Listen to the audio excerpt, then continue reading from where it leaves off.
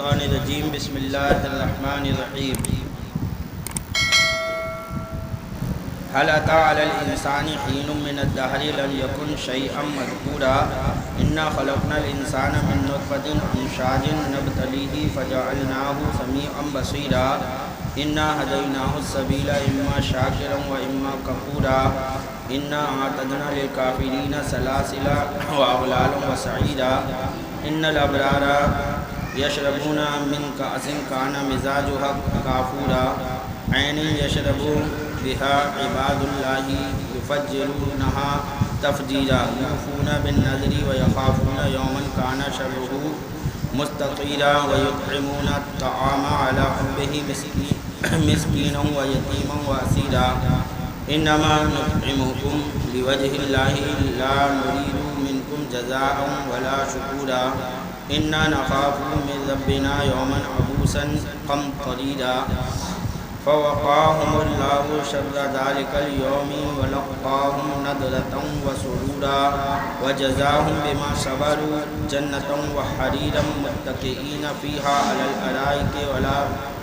على الأرائك لا يرون فيها شمسا ولا زمهريرا ودانية عليهم ظلالها وذللت قطوفها تذليلا ويطاف عليهم بآنية من فضة وأكواب كانت قوارير من فضة قدروها تقديرا ويسقون فيها كأسا كان مزاجها زنجبيلا عينا فيها تسمى سلسبيلا ويطوف عليهم ولدان مخلدون إذا رأيتهم حسبتهم لؤلؤا منثورا وإذا رأيت ثم رأيت نعيما وملكا كبيرا عاليهم ثياب سندس خضر واستبرق وحلوا أساور من فضة وسقاهم ربهم شرابا طهورا إن هذا كان لكم جزاء وكان سعيكم مشكورا.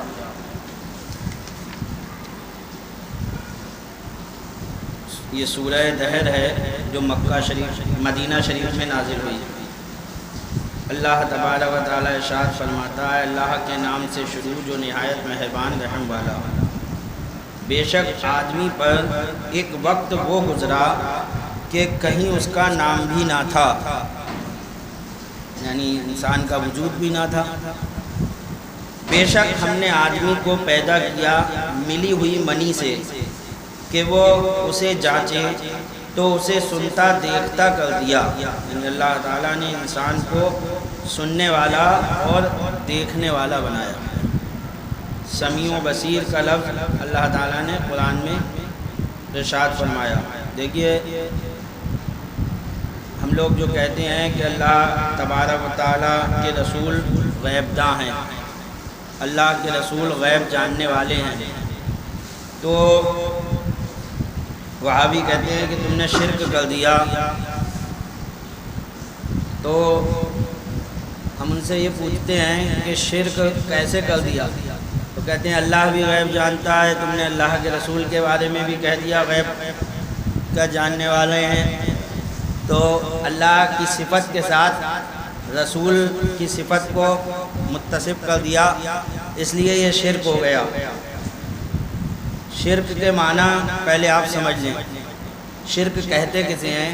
شرک کہتے ہیں اللہ کی ذات یا اس کی صفت کے ساتھ کسی کو شریک ٹھہرانا. اللہ کی ذات یا اس کی صفت کے ساتھ کسی کو شریک ٹھہرانا یہ شرک ہے. جو ایسا کرے گا وہ مشرک کہلائے گا. اللہ کی ذات کے ساتھ کسی کو شریک ٹھہرانے کا مطلب کیا ہے؟ اللہ کی ذات کے ساتھ کسی کو شریک ٹھہرانے کا مطلب یہ ہے کہ دو یا دو سے زیادہ خدا مانے جائیں. ایک خدا نہ مان کر دو خدا مان لیے جائیں، تین مان لیے جائیں، جیسے کہ عیسیٰ جو تین خدا مان کر مشرک ہوئے. عیسیٰ علیہ السلام کے ماننے والے عیسائی وہ تین خدا مان کر مشرک ہو گئے. وہ عیسیٰ علیہ السلام کو خدا کا بیٹا مانتے ہیں اور حضرت مریم کو خدا کی بیوی مانتے ہیں. تو اس وجہ سے وہ تین خدا مانتے ہیں. تو یہ عیسائی جو ہیں یہ یوں مشرک ہوئے. اور جیسے کہ اور ہنود وغیرہ کہ یہ کئی خدا مان کر یہ بھی مشرک ہو گئے.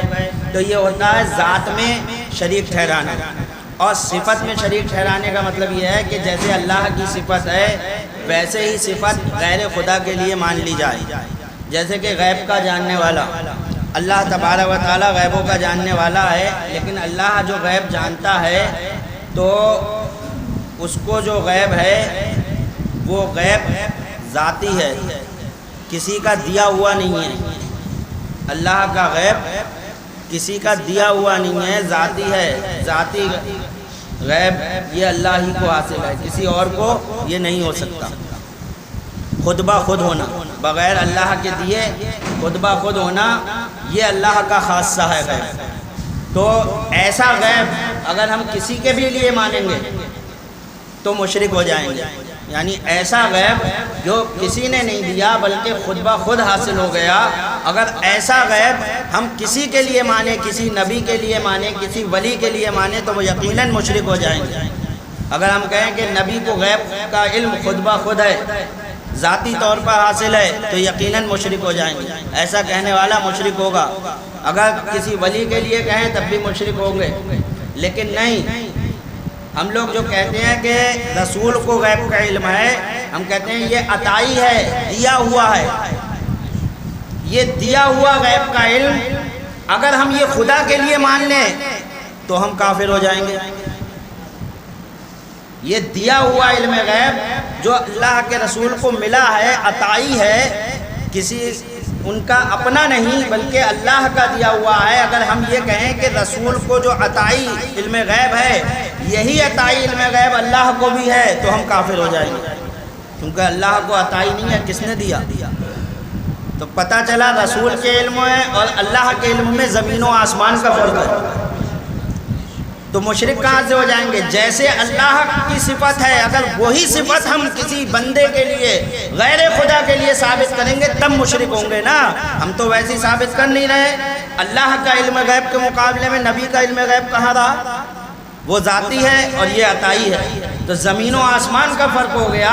جب فرق ہو گیا دونوں میں تو کہاں ہم نے صفت اللہ کی رسول کے لیے ثابت کی.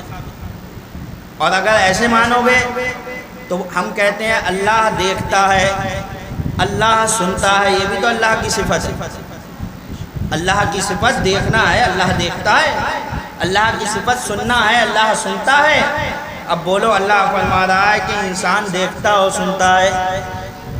قرآن میں ہے. ہم پوچھیں گے وہابی سے یہ بتا تو دیکھتا ہے نہیں دیکھتا ہے، تو سنتا ہے یا نہیں سنتا ہے؟ تو کہے گا ہاں میں دیکھتا ہوں، میں سنتا ہوں. ہم کہیں گے نبی کے لیے علم غیب مان رہے تھے تو تو کہہ رہا تھا کہ اللہ کے لیے غیب ہے، تم نے نبی کے لیے کیوں مانا؟ اب ہم تیرے ہی سوال سے تجھ پر سوال ٹھوک رہے ہیں کہ اللہ دیکھتا ہے، اللہ سنتا ہے، تو اپنے لیے دیکھنا سننا ثابت کر رہا ہے، یہ شرک نہیں ہوگا؟ تو کہنا پڑے گا نہیں، ہم ویسے تھوڑی دیکھتے ہیں جیسے اللہ دیکھتا ہے. اللہ تو ہر باریک سے باریک چیز کو دیکھتا ہے.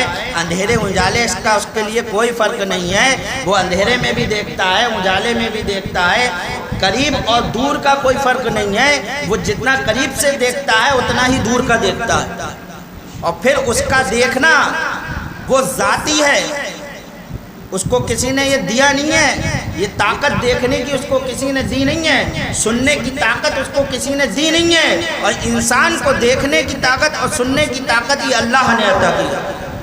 تو انسان کا دیکھنا اور انسان کا سننا یہ عطائی ہوا، اور اللہ کا دیکھنا اور اللہ کا سننا یہ ذاتی ہوا.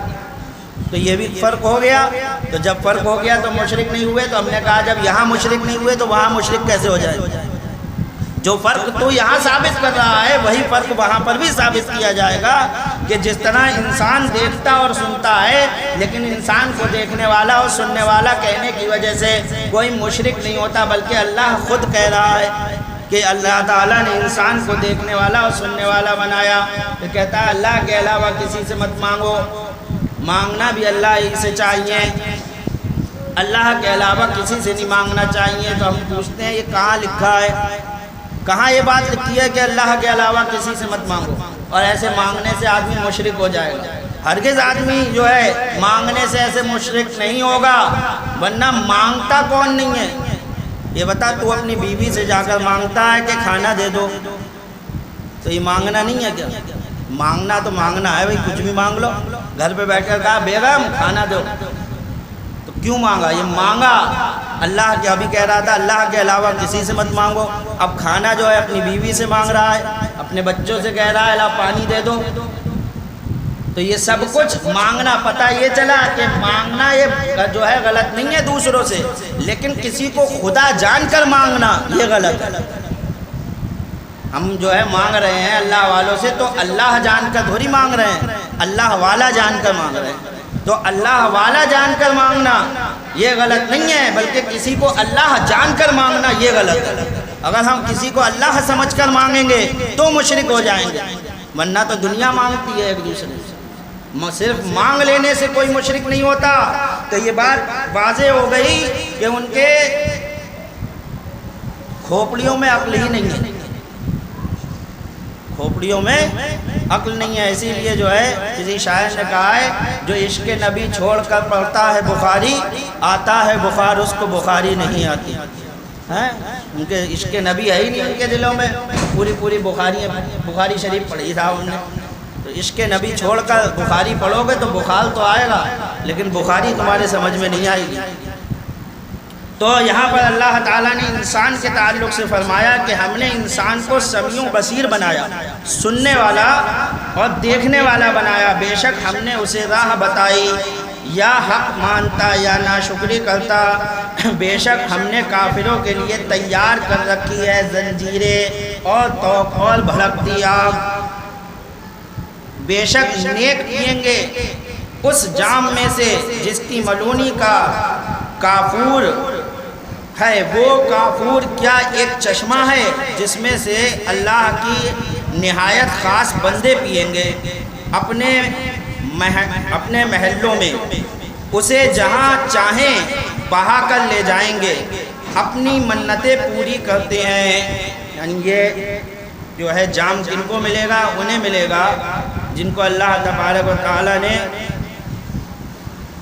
محلات دیے ہیں، اور ان کے نہریں، اس چشمے کی نہریں ان کے محلات میں پہنچتی ہوں گی. اور انہیں یہ سب کچھ کیوں ملا؟ اللہ فرماتا ہے اپنی منتیں پوری کرتے ہیں. وہ لوگ جو منت مانتے ہیں اس کو پورا کر دیتے ہیں. منت جو ہے دیکھیے یہ کوئی اللہ کی طرف سے آپ کے اوپر واجب یا فرض نہیں کیا گیا، لیکن انسان اپنے اوپر خود واجب کرتا ہے اس چیز کو. منت مانگ کر اس چیز کو خود واجب کر لیتا ہے. منت یہ ہے کہ جو چیز آدمی پر واجب نہیں ہے وہ کسی شرط سے اپنے اوپر واجب کرے. مثلا یہ کہے کہ اگر میرا بیٹا اچھا ہوا یا میرا مسافر باخیر واپس آئے تو میں راہ خدا میں اس قدر صدقہ کروں گا.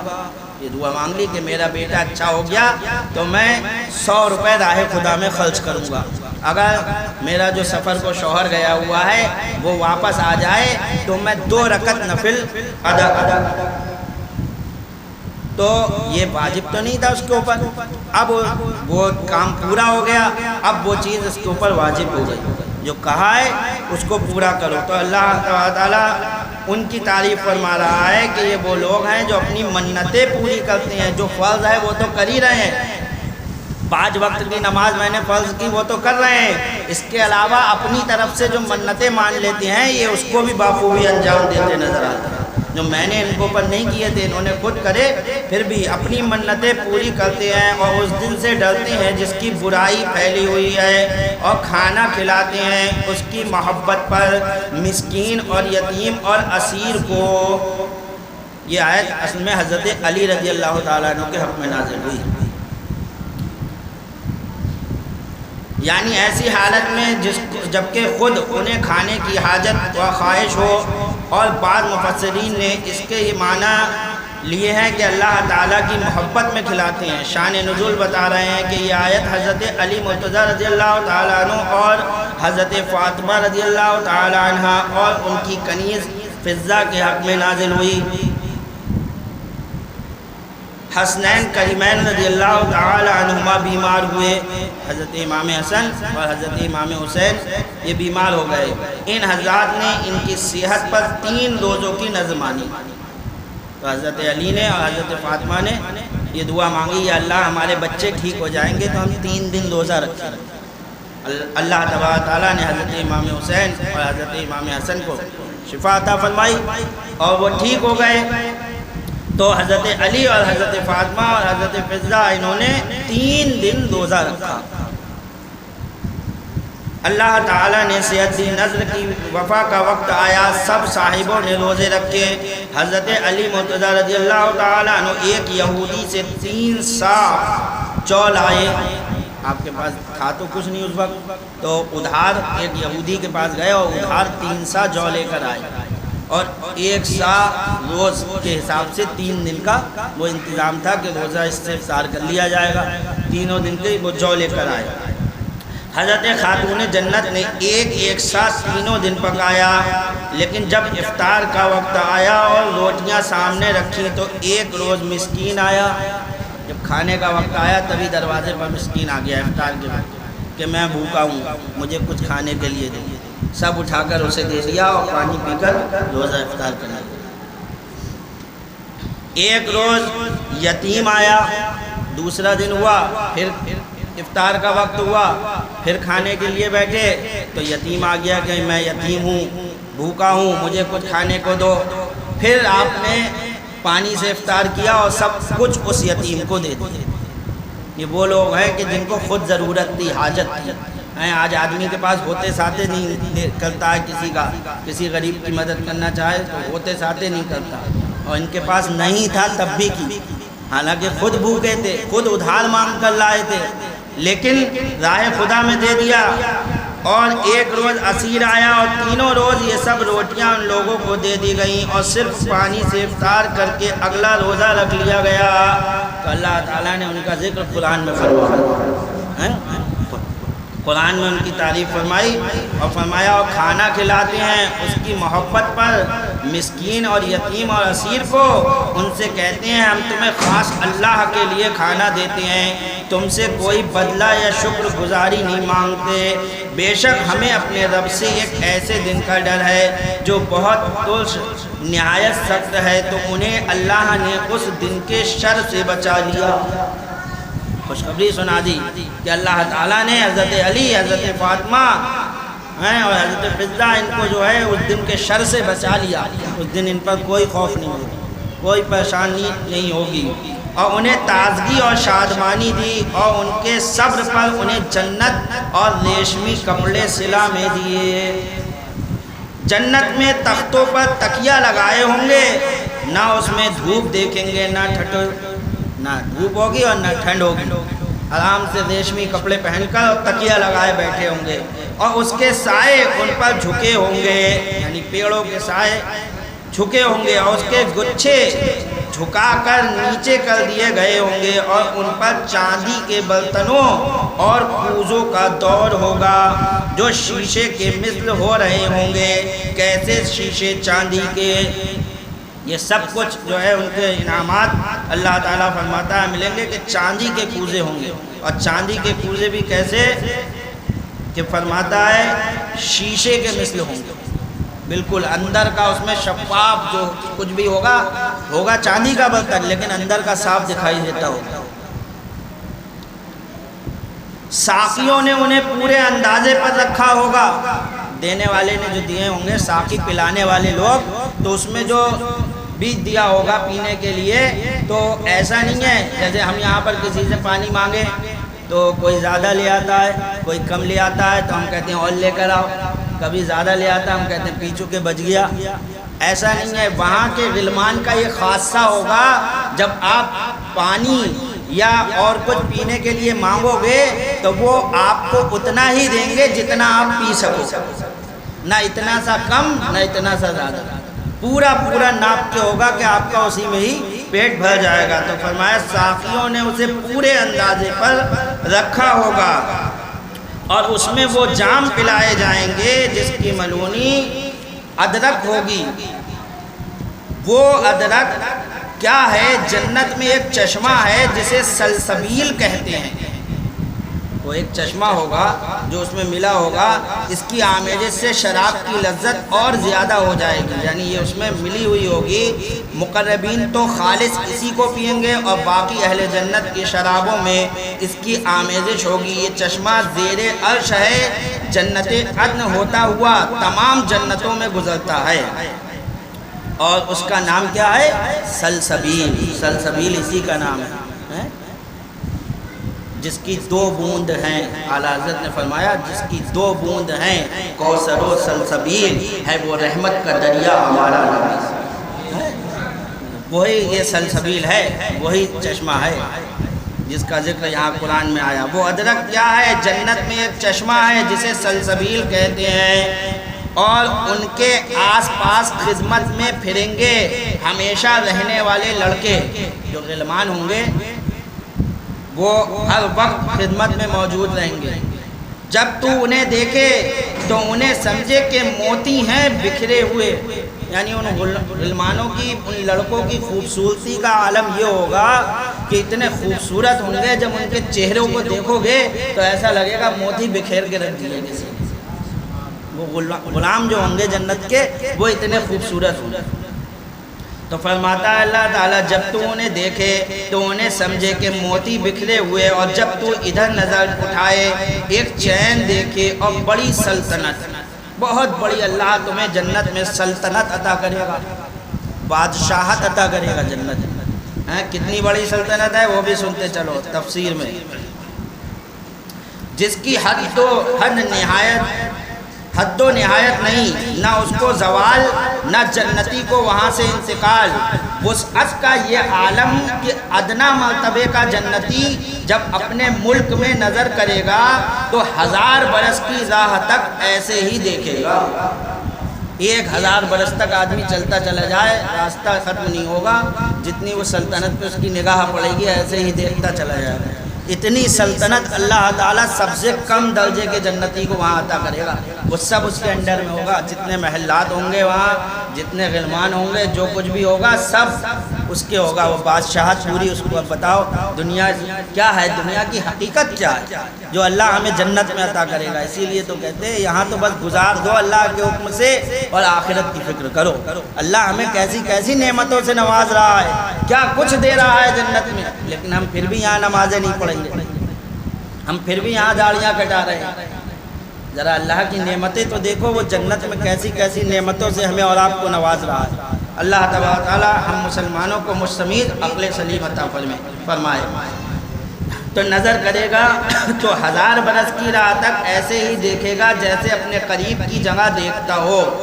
شوکت و شکوہ یہ ہوگا کہ ملائکہ بے اجازت نہ آئیں گے، اتنی شوکت اتنی عزت اللہ عطا فرمائے گا کہ اس کی سلطنت میں فرشتے بھی بغیر اجازت داخل نہیں ہوں گے۔ سوچو، فرشتے معصوم جن سے گناہ ممکن نہیں، اللہ کے وہ مقرب فرشتے ہم جیسے گناہ گاروں کی سلطنت میں آئیں گے تو اجازت لے کر آئیں گے۔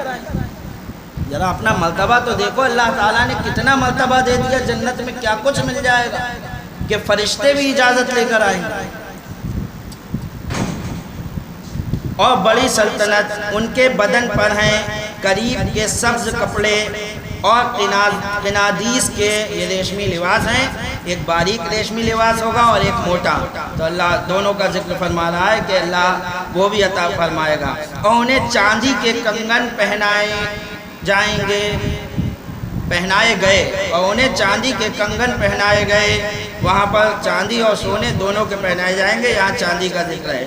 حضرت ابن مصیب رضی اللہ تعالیٰ عنہ نے فرمایا کہ ہر ایک جنتی کے ہاتھ میں 3 کنگن ہوں گے، ایک چاندی کا، ایک سونے کا اور ایک موتی کا۔ ہر جنتی کے ہاتھ میں اللہ تعالیٰ یہ 3 کنگن پہنائے گا، ایک چاندی کا، ایک سونے کا اور ایک موتی کا۔ اور انہیں چاندی کے کنگن پہنائے گئے اور انہیں ان کے رب نے ستھری شراب پلائی، ان کے رب نے ستھری شراب پلائی، یعنی یہاں جیسی شراب نہیں بلکہ وہ پاک شراب ہوگی، نہ اس میں نشہ ہوگا، نہ اسے جو ہے پی کر آدمی جو ہے منہ سے اس کے بدبو آئے گی، ایسا کچھ نہیں ہوگا۔ جو نہایت پاک صاف، نہ اسے کسی کا ہاتھ لگا، نہ کسی نے چھوا، نہ وہ پینے کے بعد جو ہے شراب دنیا کی طرح جسم کے اندر سڑ کر بول بنے، بلکہ اس کی صفائی کا یہ عالم ہے کہ جسم کے اندر اتر کر پاکیزہ خوشبو بن کر جسم سے نکلتی ہے۔ جب اسے پیو گے تو پینے کے بعد جب وہ ہضم ہوگی تو ایک پاکیزہ خوشبو بن کر جسم سے نکل جائے گی۔ اہل جنت کو کھانے کے بعد شراب پیش کی جائے گی، اس کو پینے سے ان کے پیٹ صاف ہو جائیں گے، اور جو انہوں نے کھایا ہے وہ پاکیزہ خوشبو بن کر ان کے جسموں سے نکلے گا، اور ان کی خواہش اور رغبتیں پھر سے تازہ ہو جائیں گی۔ یعنی کھایا اور کھانے کے بعد جیسے ہی وہ شراب پی، فوراً جا کر اس نے سب ہضم کر دیا، اور ہضم کرنے کے بعد آپ کو لیٹرین وغیرہ نہیں آئے گی، پیشاب وغیرہ، بلکہ ہضم ہوتے ہی وہ ایک دم پسینہ بن کے خوشبو بن کے نکلے گا باہر، اور بہترین خوشبو، جیسے بدبو ہوتی ہے پسینے میں وہ نہیں، خوشبو کے ساتھ وہ پسینہ باہر نکلے گا پسینہ، اور جیسے ہی پسینہ نکلا سب ہضم، پھر سے بھوک لگنے لگی، اب پھر کھاؤ۔ یہی کرنا ہے وہاں پہ انشاءاللہ۔ چلیے وما علینا۔